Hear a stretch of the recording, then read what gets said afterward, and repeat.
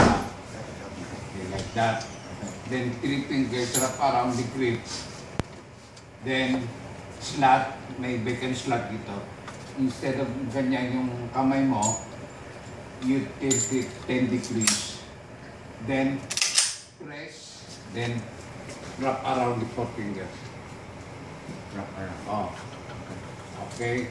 Left thumb on the lower receiver. Right thumb below safety or above the safety. Chan. Pero usually, ang posisyon niyan is ganyan. Para ito, hindi mo mai-accept na engage. Wala. Wala. Ganyan.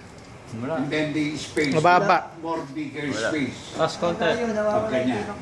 Okay? Right. Then, ito, dito. Dito. Press. Baba. Okay. Yung target side. Then, you squeeze slowly. Baba.